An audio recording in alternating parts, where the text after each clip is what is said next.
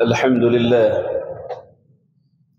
الحمد لله الذي جعل يوم الجمعة من أفضل الأيام الشهور والأعوام، وفضل بتمام فضله الأعمال فيه على الأعمال في غيره من سائر الأيام. أشهد أن لا إله إلا الله وحده لا شريك له ذو الجلال والإكرام، وأشهد أن محمدا عبده ورسوله صاحب الحوض والشفاعة والمقام. اللهم صل وسلم على سيدنا محمد وعلى سائر الأنبياء والمرسلين والملائكة الكرام، وعلى آله وأصحابه والتابعين لهم بإحسان إلى يوم يساق فيه المؤمنون إلى دار الخلود والسلام. أما بعد، فيا أيها الناس، أوصيكم ونفسي بتقوى الله فقد فاز المتقون. أعوذ بالله من الشيطان الرجيم. بسم الله الرحمن الرحيم. ألم أعهد إليكم يا بني آدم ألا تعبدوا الشيطان إنه لكم عدو مبين وأن اعبدوني هذا صراط مستقيم. وقال تعالى: وما أرسلناك إلا رحمة للعالمين قل إنما يوحى إلي أنما إلهكم إله واحد هل أنتم مسلمون. صدق الله العظيم وصدق رسوله النبي الوفي الكريم، ونحن على ذلك من الشاهدين والشاكرين والحمد لله رب العالمين. Hadirin sidang salat Jumat yang dirahmati oleh Allah Subhanahu wa taala. Kita sama-sama telah memaklumi, mengetahui baik melalui firman-firman Allah ataupun melalui hadis-hadis Nabi Muhammad sallallahu alaihi wasallam bahwasanya tidak akan sempurna iman seseorang terhadap Allah terkecuali dia memiliki iman yang benar terhadap Nabi Muhammad sallallahu alaihi wasallam. Bahkan ibadah paling tinggi di sisi Allah yang disebut salat, karena salat ini adalah munajat kita dengan Allah. Ketika Nabi sallallahu alaihi wasallam mengatakan, "Idza shalla ahadukum fa innahu yunaji rabbah." Apabila salah satu di antara kalian salat, maka sungguh salah satu orang tersebut sedang munajat kepada Allah. Jadi salat ini munajat kita dengan Allah. Sampai-sampai syariat ini mengukur diterima amal-amal yang lain dengan diterimanya salat kita. Salat ini ibadah Allah, posisinya paling tinggi dalam ibadah. Namun tetap kita ketahui sama-sama bahwa salat ini tidak akan pernah sah, baik zuhur, asar, maghrib maupun isya dan subuh, kalau di dalamnya tidak membaca salawat kepada Nabi Muhammad sallallahu alaihi wasallam. Ketika ada seorang sahabat, ada seorang laki-laki datang kepada Nabi sallallahu alaihi wasallam, dia ingin masuk ke dalam Islam. Tapi dalam syahadatnya sedikit berbeda. Dia ingin mengakui asyhadu an la ilaha illallah, tapi dia tidak ingin wa annaka Muhammadar Rasulullah. Dia tidak ingin mengakui bahwa Muhammad Rasulullah. Maka ibadah Allah ini disepakati oleh seluruh ulama berdasarkan dalil bahwa iman orang tersebut tidak sah. Makanya dia tidak menjadi seorang muslim ketika itu. Ibadah Allah, mengenal sosok Nabi Muhammad sallallahu alaihi wasallam ini adalah suatu kewajiban dan fardu ain untuk kita semua. Ketika orang-orang Yahudi dan orang-orang Nasrani secara khusus mereka lebih mengenal sosok Nabi Muhammad ketimbang anak-anak mereka sendiri.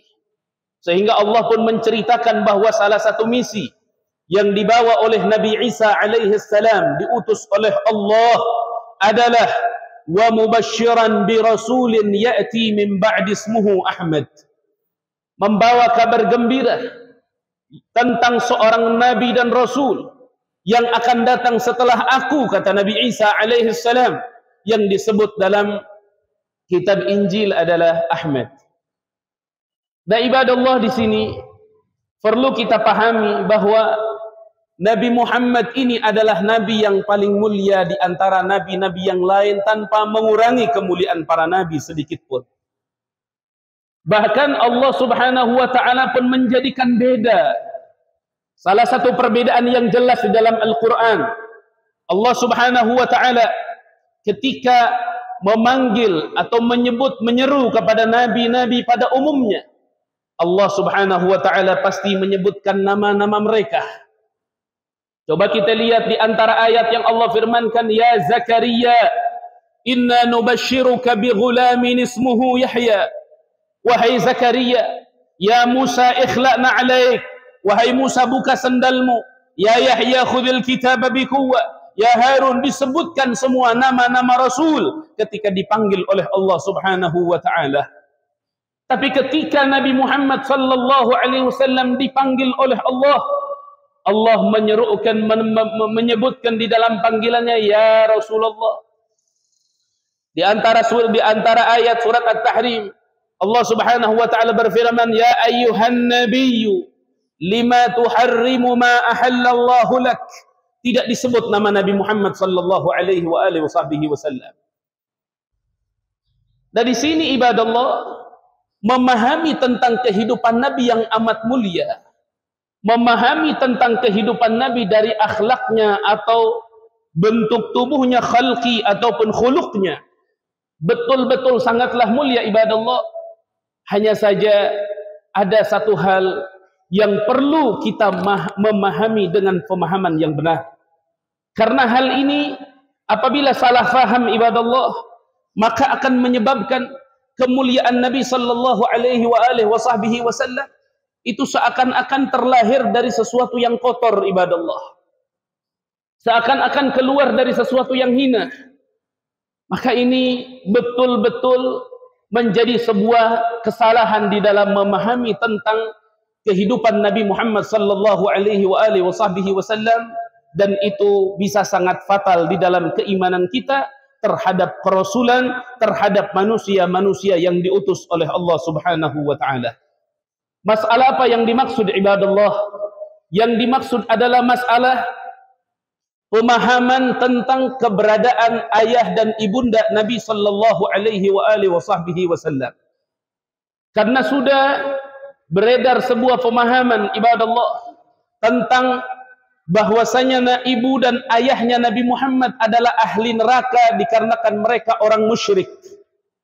Dan mereka bersandar kepada sebuah dalil. Ketika Rasulullah sallallahu alaihi wasallam ditanya oleh seorang anak kecil, seorang gulam, wahai Rasul, di mana ayahku? Nabi sallallahu alaihi wasallam menjawab, ayahmu dan ayahku di dalam neraka. Ini ibadallah, kalau umpama benar seperti ini, maka ini berseberangan dengan beberapa dalil-dalil yang ada. Di antara dalil, Rasulullah sallallahu alaihi wasallam berkata bahwasanya aku ini dikeluarkan dari sebaik-baiknya manusia. Kalau bicara sebaik-baiknya manusia, tidak mungkin dia adalah orang musyrik ibadallah. Yang kedua, berseberangan dengan firman Allah ketika Allah di dalam surat At-Taubah mengatakan wala tusalli ala ahadin mata minhum abada wala taqum ala qabrih. Nabi Muhammad dilarang keras oleh Allah untuk berdoa terhadap orang-orang yang mati dalam keadaan munafik atau musyrik, dan ziarah ke kuburannya pun dilarang oleh Allah.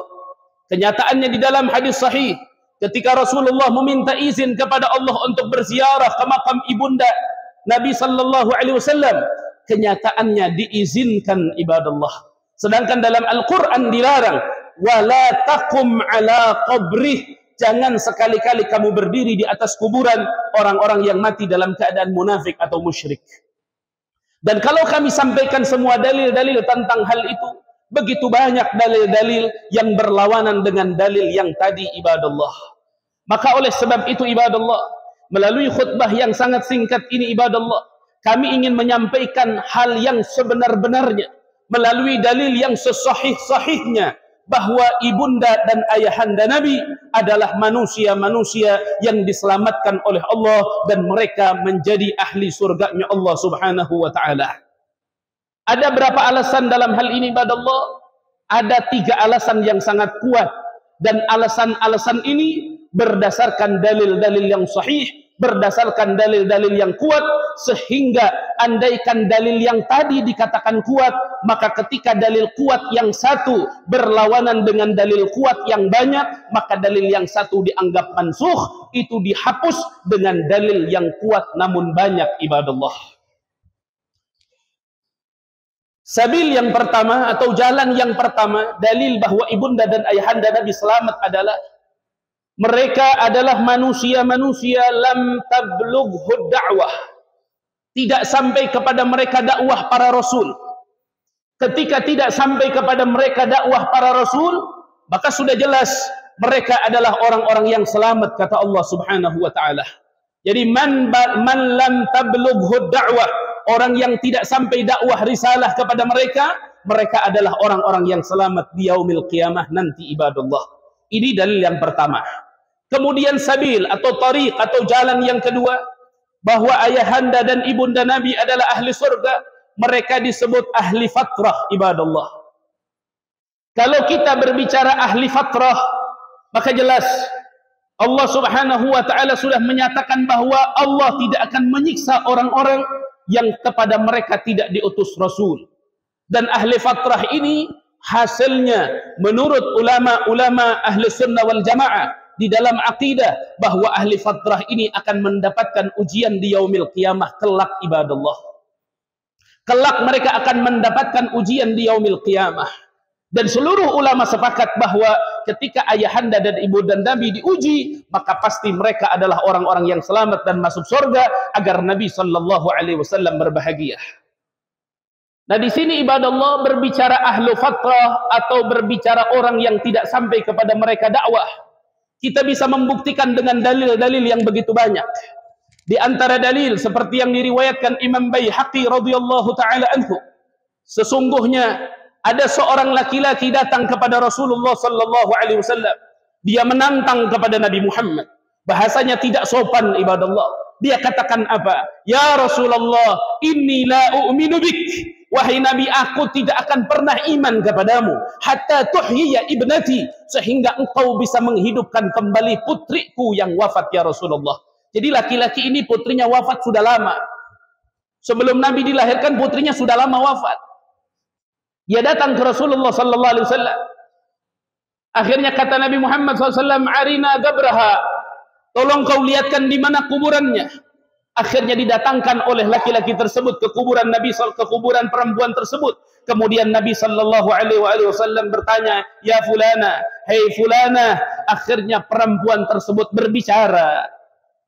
Kemudian Rasul menawarkan, apakah engkau ingin hidup kembali dengan ayahmu yang akan masuk Islam, ataukah engkau mau memilih yang lain?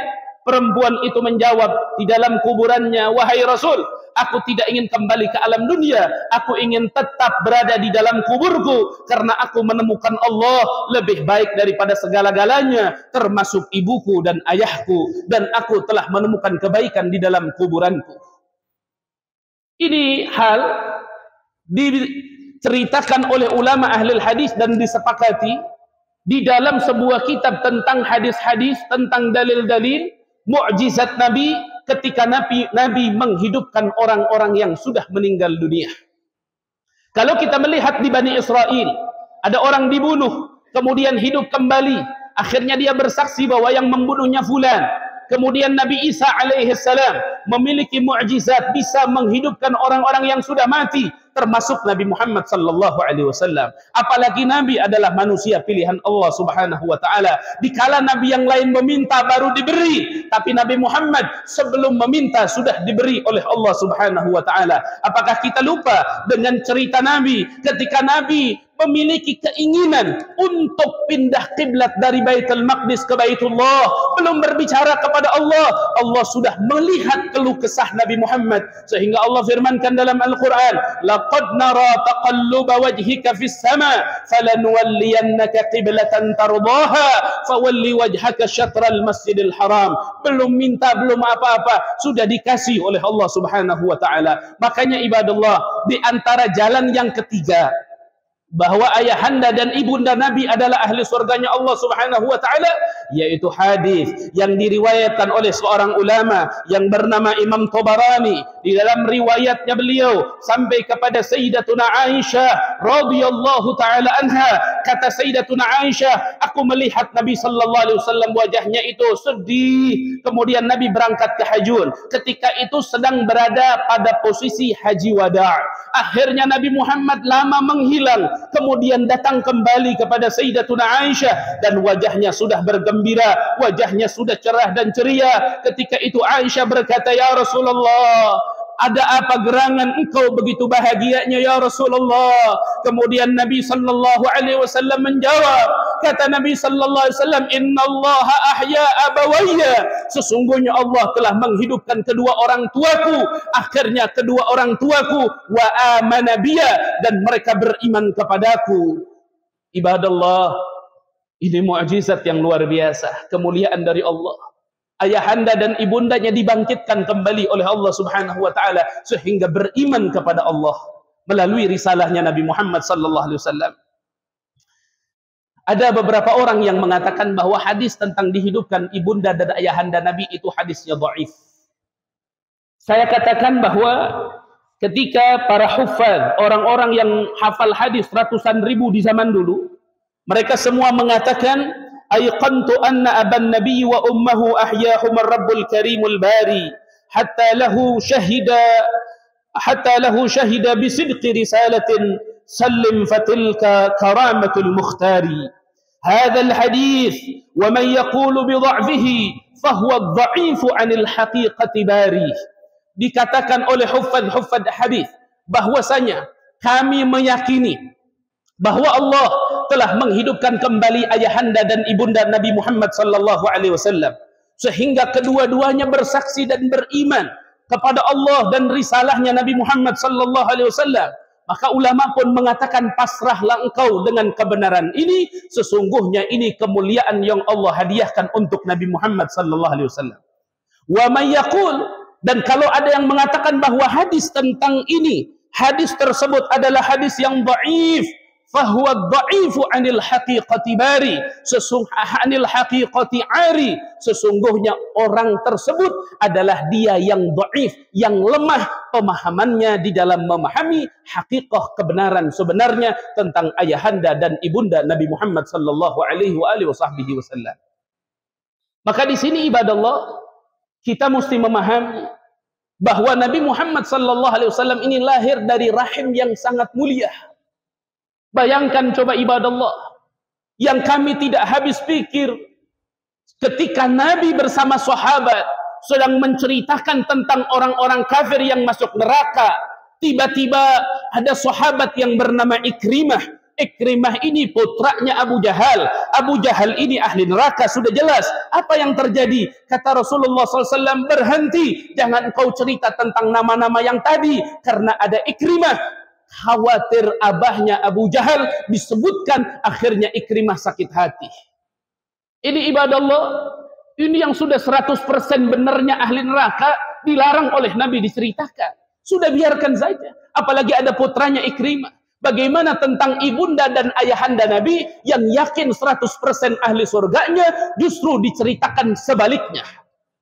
Mereka begitu mudah mengatakan apa? Nabi sudah mengatakan seperti itu, kita ikuti aja perkataan Nabi. Perkataan Nabi itu bukan tidak sama dengan perkataan kita, ibadallah. Nabi itu punya yang namanya jawami'il kalim. Apakah ada ilmu yang mengatur tentang bahasa kita? Tidak ada. Apakah ada ilmu mustalah tentang bahasa kita? Enggak ada.